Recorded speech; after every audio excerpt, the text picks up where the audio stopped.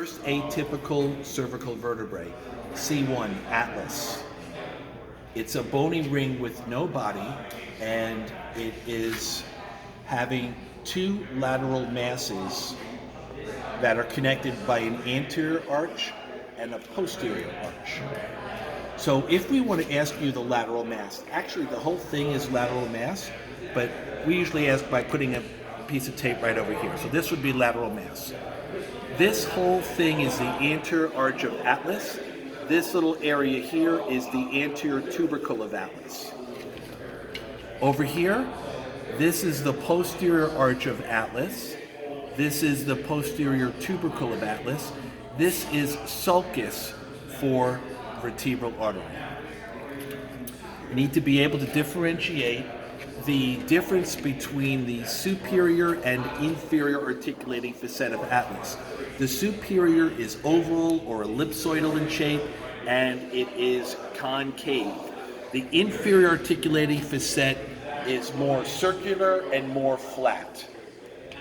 So C1 has the longest transverse process in the cervical spine. And this right over here is called the transverse foramen. Okay, now moving on to C2, there is another name for it called axis. And this right over here would be very, very short pedicles. We don't usually ask that. Pedicles don't really show themselves very well in the cervical spine. Let's move on to the dens or the odontoid process. You need to be able to communicate that this is facet on dens for communication with anterior arch of atlas. On the back of the dens, on the posterior aspect of it, you would say facet on dens for articulation with transverse ligament. I forgot one thing about the atlas. On the inner side of the anterior arch, or you could say posterior side of the anterior arch, is a facet for articulation with dens. Okay, so this is C1, this is C2, atypical cervical vertebrae. The other atypical cervical vertebrae is C7 right over here. It's known as vertebra prominens. It's basically the same as the other typical cervical vertebrae, but it's bigger and longer, has a bigger and longer spinous process. Let's move on to a typical cervical vertebrae, a classic typical cervical vertebrae. Let's look at the front. So the first thing that you'll see is this is the superior end plate, but cervical vertebrae have something different on their end plate than, let's say, lumbar vertebrae. Cervical vertebrae have something called an uncinate process. And the uncinate process is the superolateral posterior upward projection of the end plate.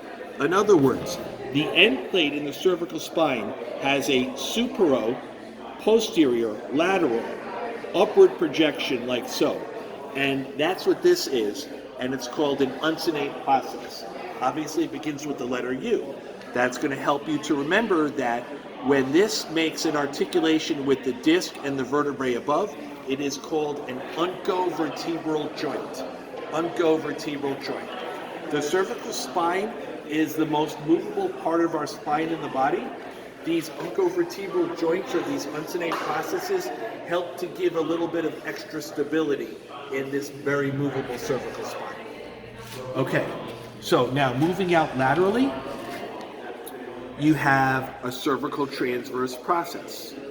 And on this cervical transverse process, you have an anterior tubercle and a posterior tubercle. So you would say anterior tubercle of transverse process, posterior tubercle of transverse process.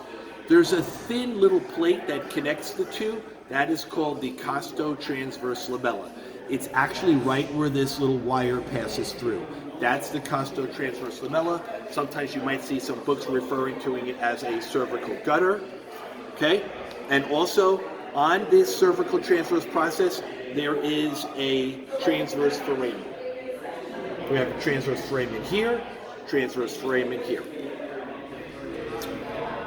Okay, moving along posteriorly, you have the articular pillars. Now this term articular pillar refers to this whole structure here. It's more of a radiological anatomy term. Dr. Kelleher might use this word cervical articular pillar with you. For the regular gross anatomy bony lab, this is what we want. We want you to call this whole thing a superior articulating process, this whole thing an inferior articulating process. Over here, SAF, superior articulating facet. Over here, IAF, inferior articulating facet. This joint, where the inferior articulating facet of this vertebrae makes an articulation with the superior articulating facet of this vertebrae, forms a joint. It is called the zygo-apophyseal joint. You guys sometimes abbreviate it as Z joints. You often confuse the uncovertebral joint with the Z joints. One way you can help remember that is like in the letter Z. Okay, the letter Z. Okay, you've got this kind of mark like this. All right, and you can see that right over here, like where there's an angle, like the middle stem of a letter Z. All right. Moving along, this right over here are the lamina. Notice how the lamina overlap in the cervical spine. All right, and these are the spinous process. This is a bifid spinous process right over here because it has two projections out.